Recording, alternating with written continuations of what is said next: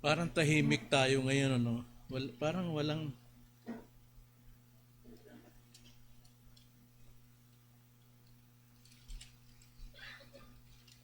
Tahimik ba tayo dahil wala tayong naging desisyon?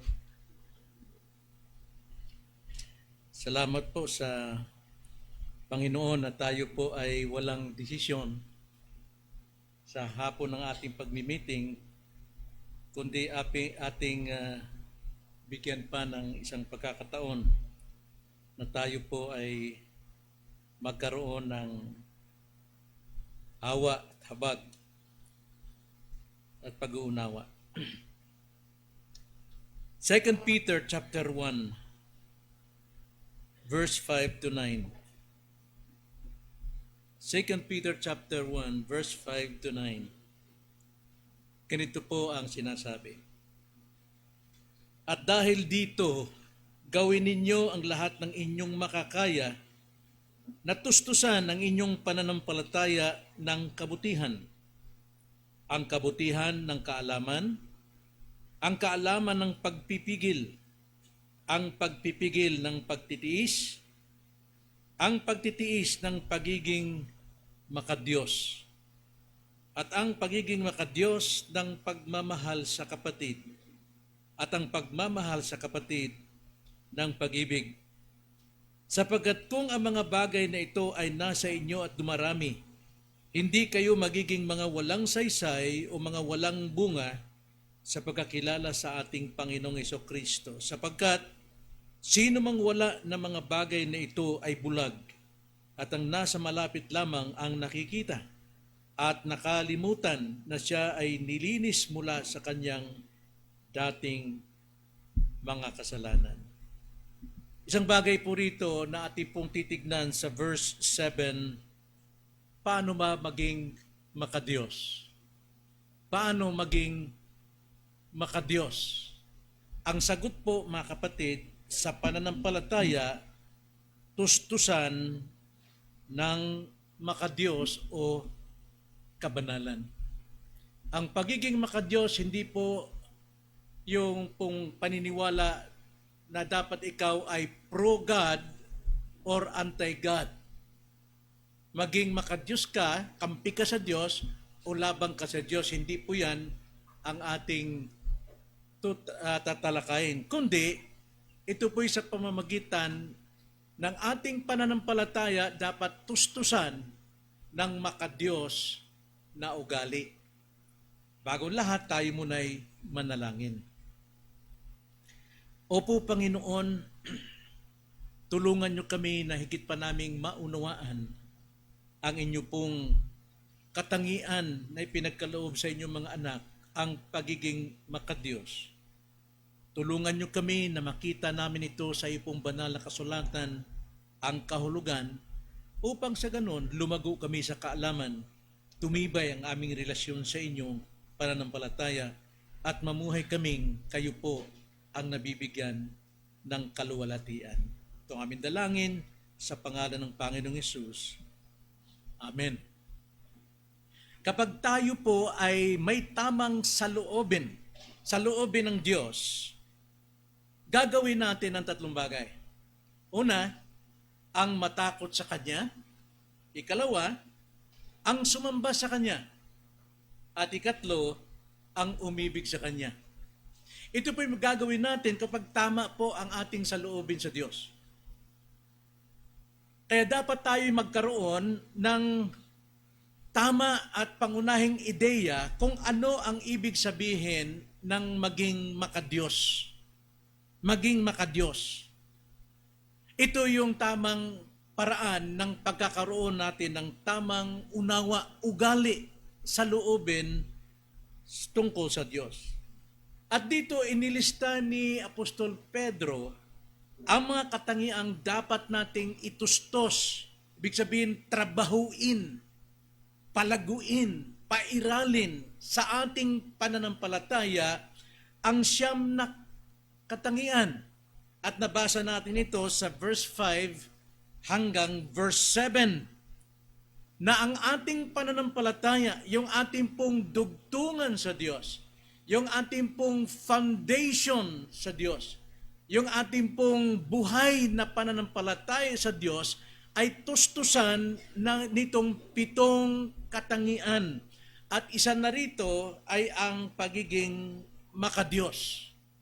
Na alam natin, ulitin ko uli, ang pundasyon ng kaligtasan natin, ang pundasyon ng iglesia, according to 1 Corinthians 3:11, ay walang iba kundi ang Panginoon na siyang inilagay ni San Pablo. Ang pundasyon po ng ating pong doktrina ng aral natin na ating tinatayuan ay mula sa pundasyon o saligan ng mga apostol na ang cornerstone o ang batong panulukan ay walang iba kundi si Kristo. At ang pundasyon natin kay Kristo ay mismong ang ating pananampalataya. Ito yung haligi ng ating pagkadugtong kay Jesucristo, foundation. Tulad ng building, hindi magiging buong building ang isang gusali kung hindi daragdagan yung foundation na itinayo ng mga engineer sa ilalim ng lupa. Ganon din po, yung foundation na ibinigay sa atin ng Diyos, hindi ito lalago o titibay kung hindi natin ito tutustusan nung mga biyayang nasa atin na mismo ipinagkaloob ng Diyos nung tayo po ay maligtas. At isa na rito na dapat nating trabahuin upang tumibay ang ating fondasyon, ang ating pananampalataya o ang ating relasyon sa Diyos ay ang pagiging makadiyos. Natalakay natin ang kabutihan, ang pagtitiis, ang iba pang bagay na ating natalakay at ngayon ang makadiyos. So pag-usapan natin ang tungkol sa makadiyos o sa isang salita, kabanalan. Kabanalan. Ang pagiging makadiyos ay matutulad natin sa tulad ng sa Ephesians chapter 5 verse 1, ganito po ang sabi, kayo'y tumulad sa Diyos gaya ng mga anak na minamahal. Ito pong sinabi rito ni Apostol Pablo based doon sa sinabi ng Panginoon sa Gospel, be holy for I am holy. At dito ang sabi ni Pablo, kayo'y tumulad. Hindi po maging maging Diyos, kundi tayo'y tumulad sa Diyos na banal. Ang ibig sabihin, tayo po ay magpaka-Diyos. Itong makadiyos na katangian, hindi ito nakikita sa ating panahon ngayon. Ang ating naririnig ay ganito, basta ako makadiyos, ibig sabihin kampi sa Diyos, basta ako anti-God, kalaban sa Diyos. Yun po yung narinig natin. Pero yung buhay, pananalita, ugali na makadiyos, mahirap nating makita ito sapagkat sanay ang mga tao na ang turing nila sa Diyos ay katulad ng kanilang lolo. Ang kanilang lolo ay nag-i-spoiled sa mga apo. Ibig sabihin, anumang hilingin ng apo, kailangang ibigay ng lolo. Ganon ang turing ng mga tao ngayon na ang Diyos ay batayan ng kanilang pagpapala, anumang hilingin nila, ibibigay ng Diyos. Kaya nga, yung salitang makadiyos ay hindi makita sa tao. Ito'y nakikita lamang sa mga totoong Kristiyano. Sapagkat ang totoong Kristiyano, mayroong tamang ugali o tamang saloobin tungkol sa Diyos. Now, ang pagiging makadiyos o pagiging banal ay dito sa ating teksto, mayroong 3 mabubuting saloobin sa Diyos na dapat nating unawain upang alam natin kung paano ba mamuhay ng makadiyos. Hindi lang basta kakampi ko ang Diyos, kundi mamuhay na makadiyos. Una, ang maging makadiyos ay mayroong, number 1, takot sa Diyos. Takot sa Diyos.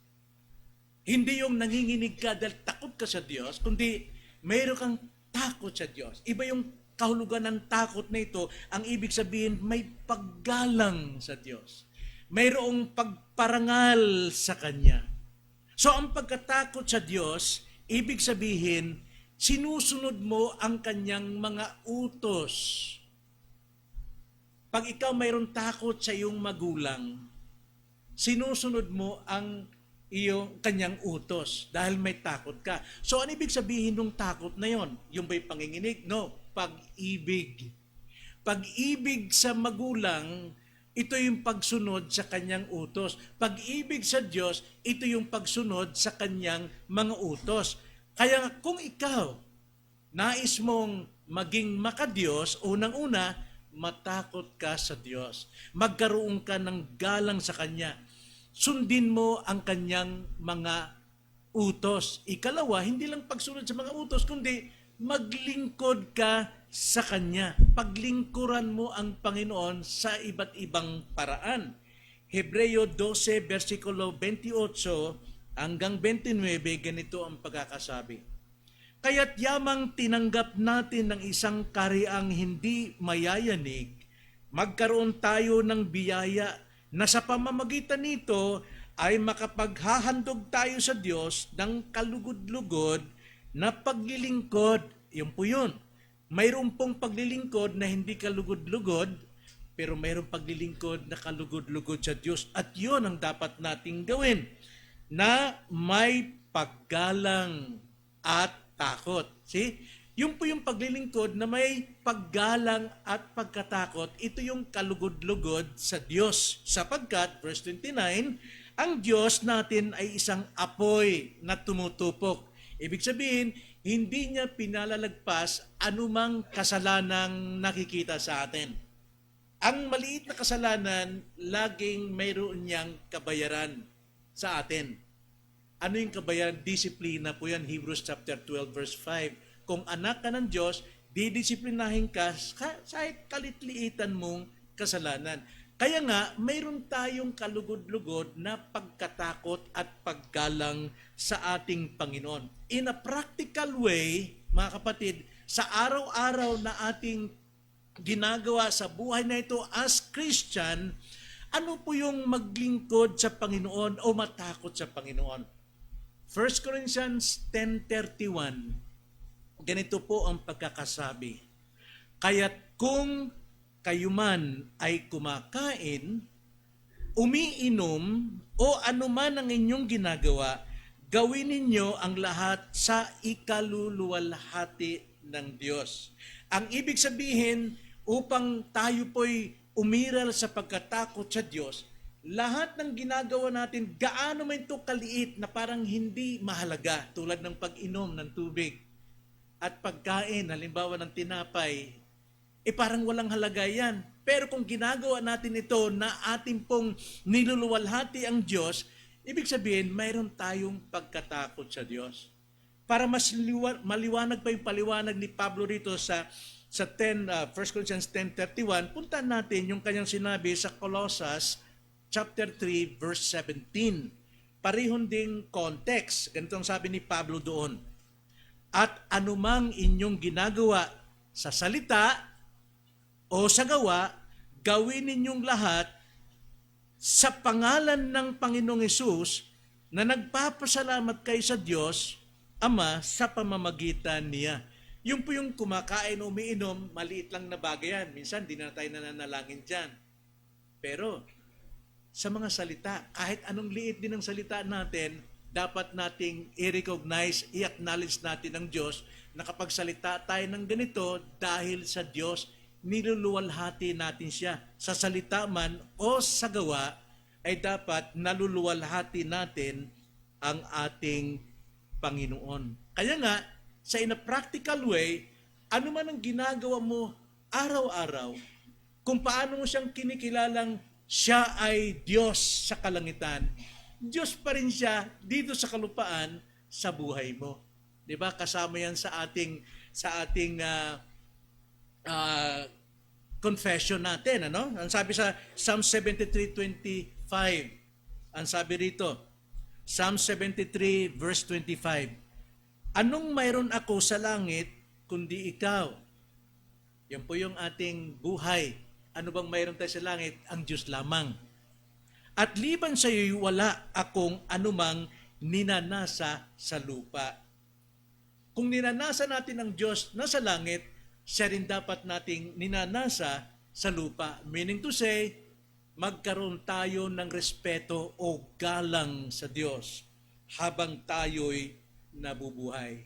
The chief end of man is to glorify God and to enjoy Him forever.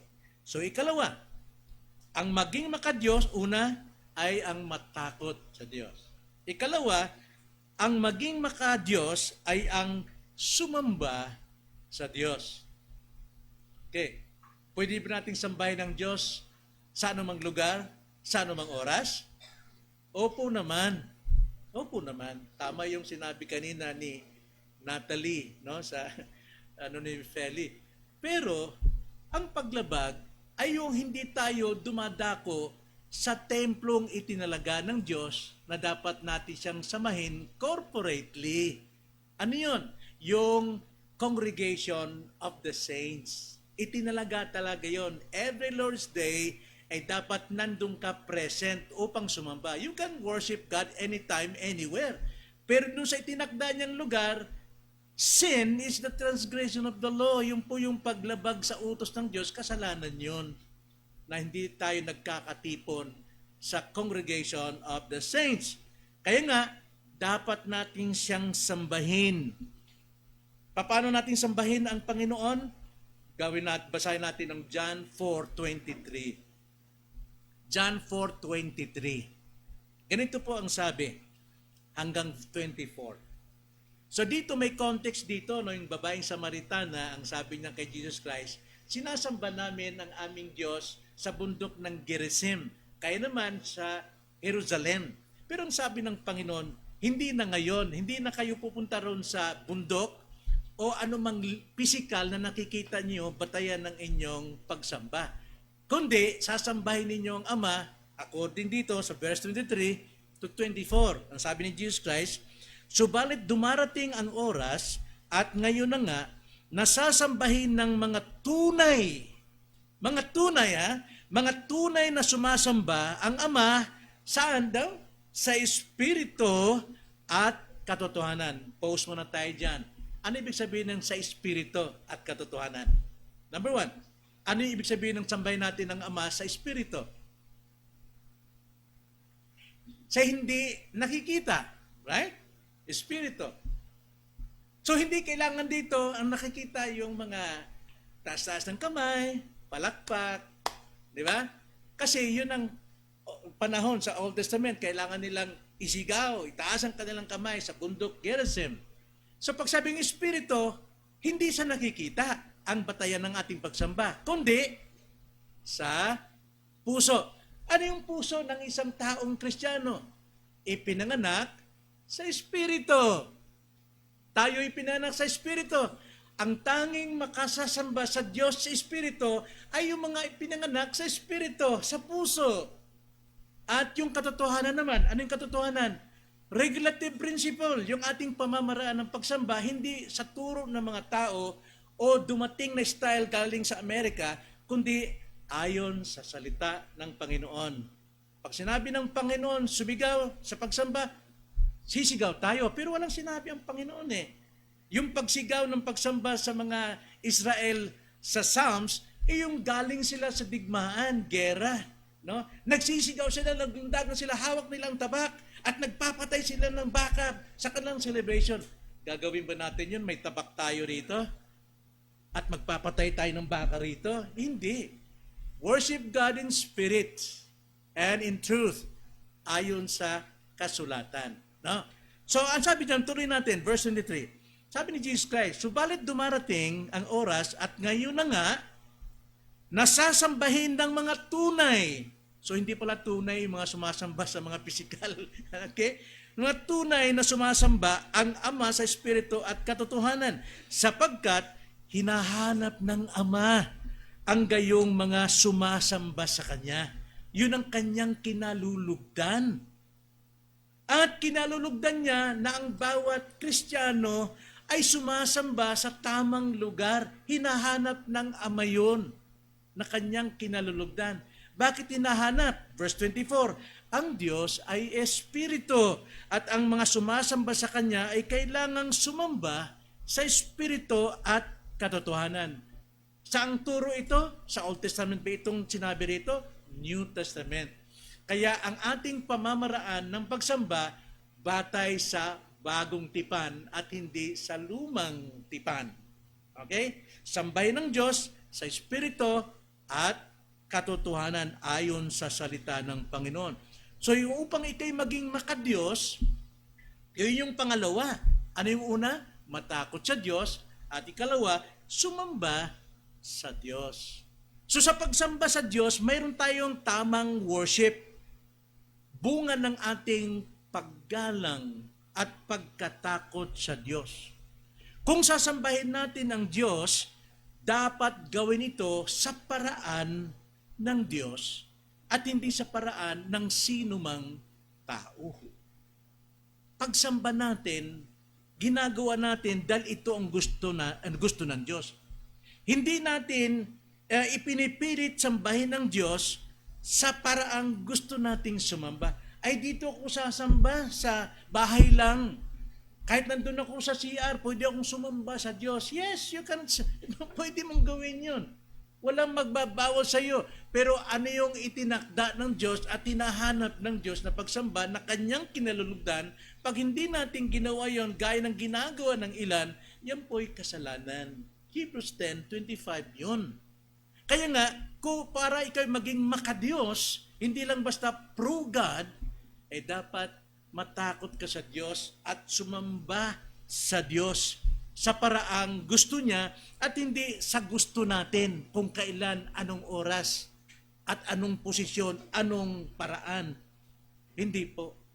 Sabi na nga ni Pablo, 2 Corinthians 5:9, sabi ni Pablo, kaya't maging nasa tahanan o malayo sa tahanan, ang aming mithiin ay ang bigyan siya ng kasiyahan. Okay? Malayo man tayo o wala tayo sa sa tahanan, ay bigyan siya ng kasiyahan. Hinahangad nating bigyang kasiyahan ng Diyos at hindi ang ating sarili. Hindi ang ating sarili. Kaya nga pagsamba, marami pong sumasamba every Sunday na mali ang motive. Karamihan po ng sumasamba, ganito po ang motibo. Sasamba ako ngayon kasi marami akong problema. Sasamba ako ngayon kasi mag-a-abroad ako para payagan ako ng Diyos na makapag-abroad. Hindi yun. Ang araw ng pagsamba, Kanya ito. Kanya. The Lord's Day. Kaya nga, Lord's Day. Kung Kanya ito, tayo'y pupunta para pagpalain natin ng Diyos. Hindi tayo pupunta para tayo'y pagpalain niya. Pupunta tayo sa pagsamba para bigyan siya ng kasiyahan. Siya yung ating pagpapalain.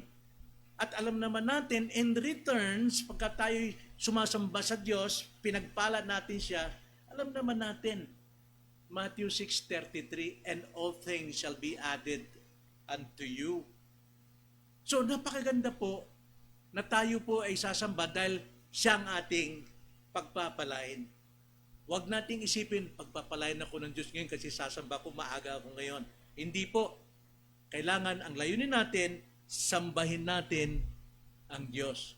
Sa panong paraan? Tamang ugali at tamang kilos. Sa Espiritu at katotohanan. So, paano ba natin sambahin talaga ang Diyos sa ating pagtitipon, mga kapatid? Marami po ang sumasamba, katulad yung kausap ko sa Bible study, kabataan, si Justin, Pastor, sa amin po, pag sumasamba kami, alive. Alive. Kailangan masaya.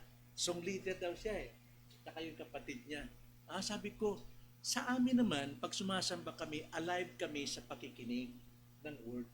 Sa kanila daw, minsan naabot siyang oras yung alive, alive.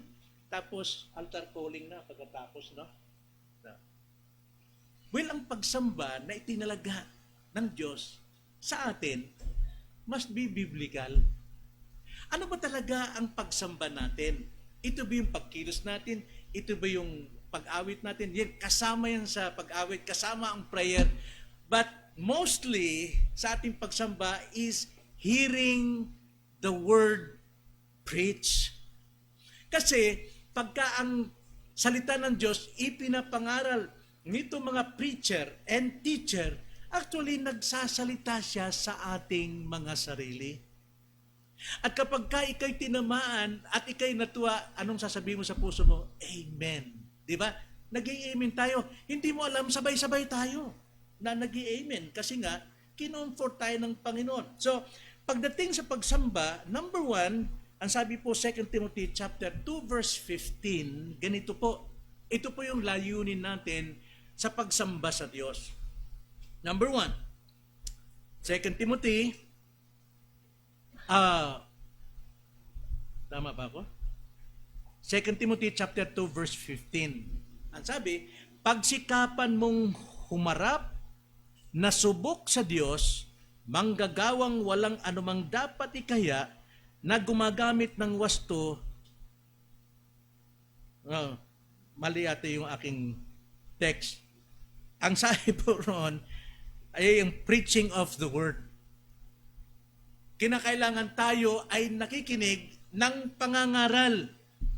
Then sa ating pong pagsamba, number 1, sentro ang pangangaral ng salita ng Diyos, pakikinig ng salita ng Diyos. I'm sorry, hindi ko may quote yung text. Pangangaral, pakikinig ng Word of God preached. Then ikalawa, ito po ang sabi sa Acts 20 verse 35. Anong ginagawa natin sa pagsamba?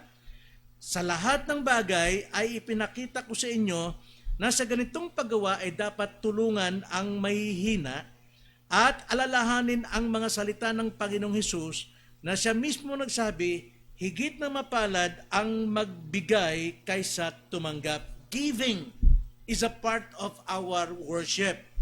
So pakikinig ng salita ng Diyos, pananalangin ng salita, pananalangin sa Diyos, pag-awit ng papuri sa Diyos, pagkakaloob ng ating pananalapi sa Diyos, ito po yung pagsamba na sinasabi sa atin ng banal na kasulatan. Hebrews chapter 2 verse 12, ganito ang sabi, na sinasabi, ipahahayag ko ang aking pangalan sa aking mga kapatid, sa gitna ng kapulungan ay aawitan kita ng mga himno. Aawitan kita ng mga himno. Pag-awit natin ay kasama sa ating pagsamba. Totoo yun, may awit, pero wala pong lundagan, walang sigawan, wala pong iba pang ginagawa. At higit sa lahat, ito yung pag-observe ng Lord's Supper. Ito yung pag-observe natin ng Lord's Supper. Acts 20 verse 7, ganito ang sabi, nang unang araw ng Sanlinggo, nang kami ay nagtitipon upang magpuputol-putol ng tinapay, si Pablo ay nagsalita sa kanila. Yamang nagbabalak siya na umalis, kinabukasan, nagpatuloy siya sa pagsasalita hanggang hating gabi. So isa rin sa ating pagsamba, layunin natin is the Lord's Supper, the giving, singing, praying, but most of the time, ang center ng ating pagsamba is listening the Word of God preached. Yun po yung number 1 natin. Hindi po yung sayaw-sayawan, hindi lundagan, hindi yung iba't ibang mga activities, hindi ang testimony ang ating pagsamba. Worship God sa katotohanan, regulative principle. Ano yung tinuturo ng banal na kasulatan, yun ang dapat mag-regulate ng ating way ng pagsamba. We must worship God through His Son, Jesus Christ. Kaya nga, ang preaching po palagi, ang teaching palagi ay sentro kay Kristo. Dapat Christ-centered ang ating preaching dahil siya ang daan ng ating pagsamba sa Diyos. So, nais mong maging makadiyos. Ano yung una? Dapat ikaw ay may takot sa Diyos. At ikalawa, dapat ikaw ay sumasamba sa Diyos. Hindi lang basta pro God and anti-God. Dapat nakikita. Then ikatlo, para maging makadiyos, dapat ikaw ay umiibig sa Diyos. Umiibig sa Diyos. Na paano natin ibigin ng Diyos? Sabi nga sa Mark chapter 10:31, love God above all with all your heart, with all your soul, with all your mind, and love your neighbor as you love yourself. Paano na yan pinaliwanag ni Jesus Christ?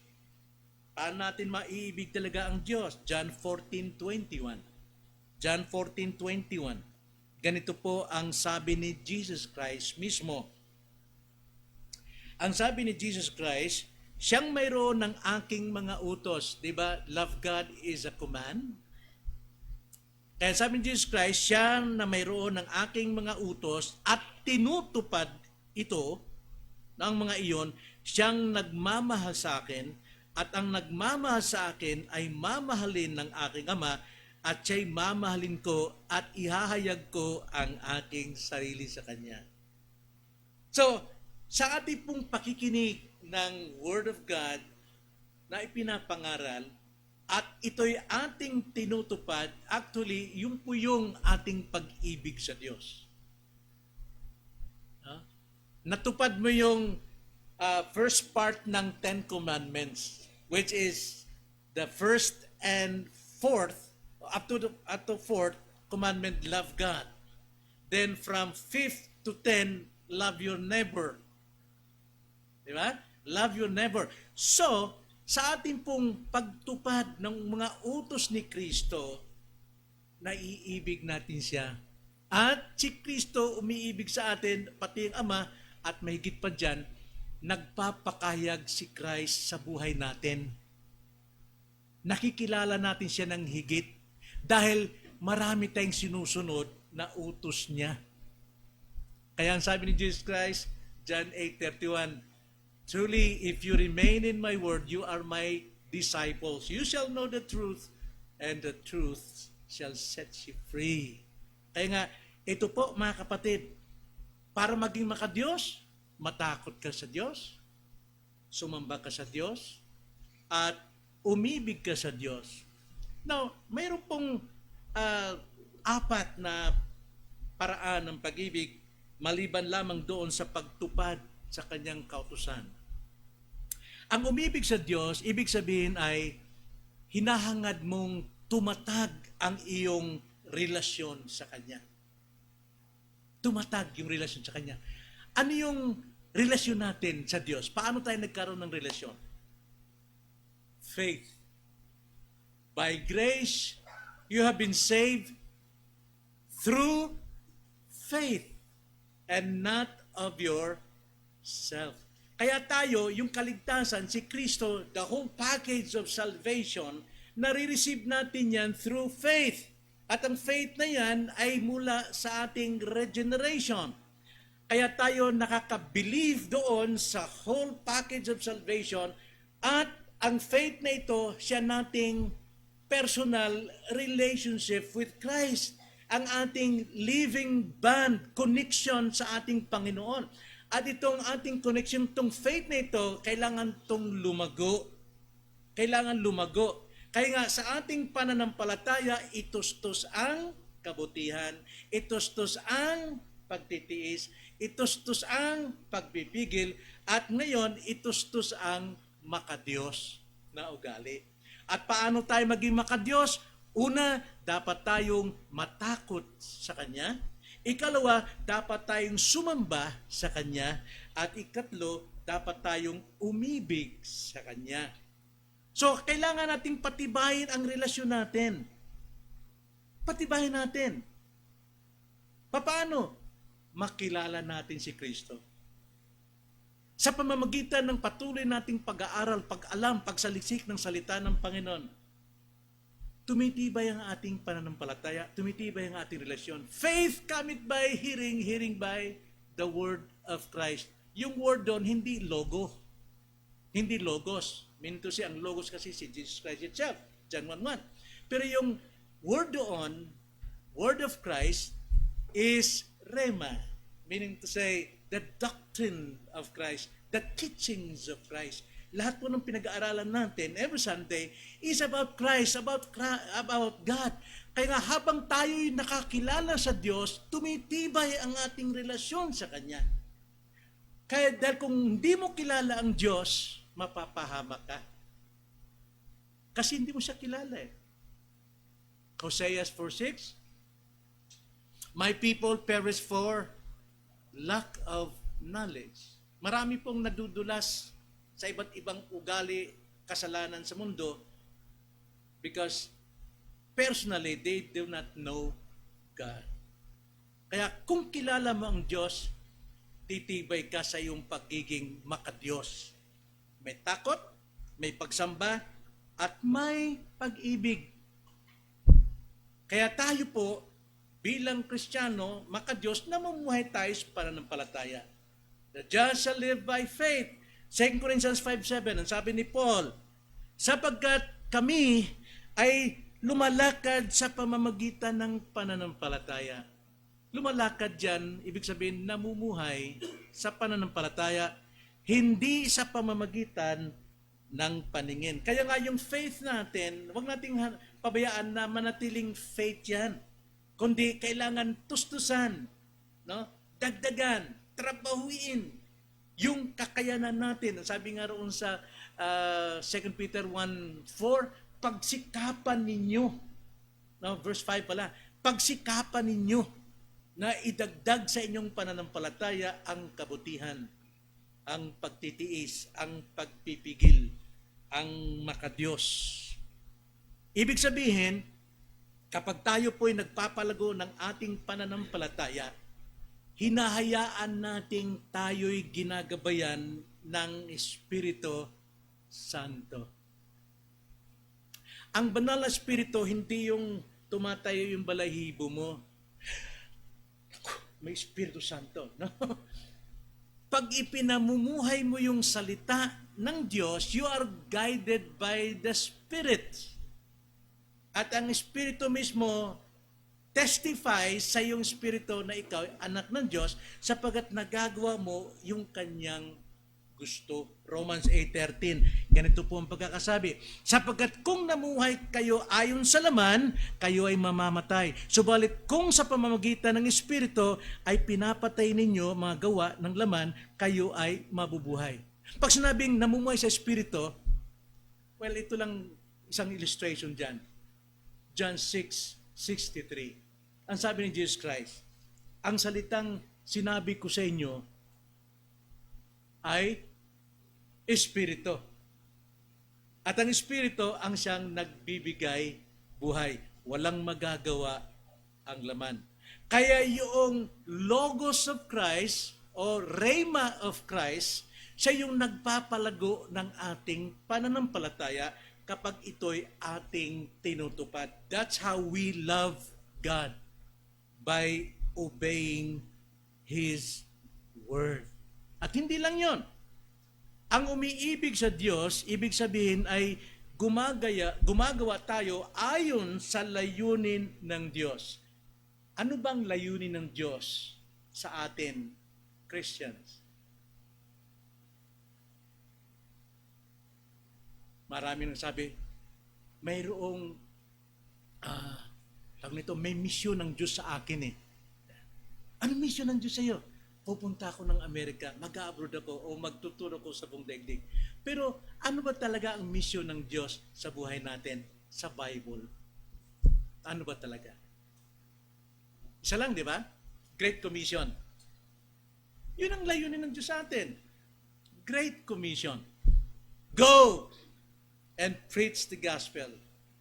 Make disciples of all nations, teaching them and baptizing them in the name of the Father and of the Son. Yun po yung layunin natin.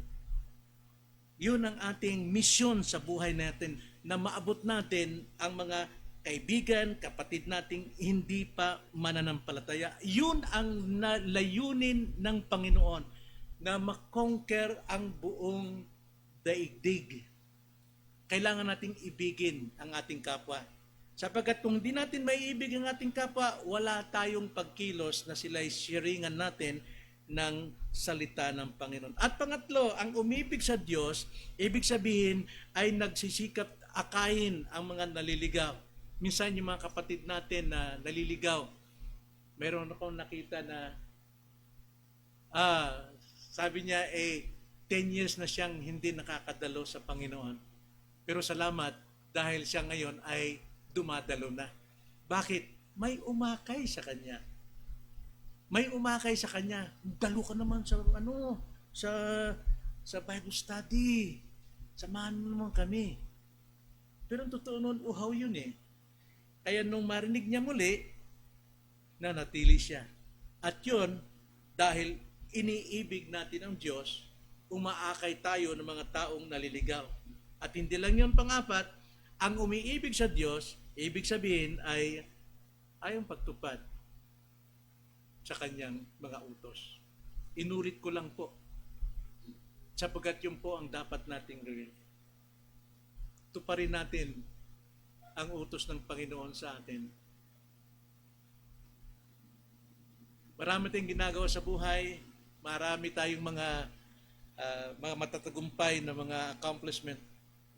Pero ang sabi ng Matthew 4:4, man does not live by accomplishment alone, but by the Word of God. Kailangan nating sundin ang salita ng Panginoon. Kailangan nating mahalin ang ating Diyos. Kaya nga sabi ng Panginoon, love one another. Di ba? John 13:34, 35. Love one another as I have loved you, that people may know that you are my disciples. So kailangan natin ibigin, sundin ang utos ng Panginoon. So sa panghuli nating pangungusap, mga kapatid, ano ang mariing ipinahiwatig ng Diyos sa atin sa ating pag-aaral ngayon?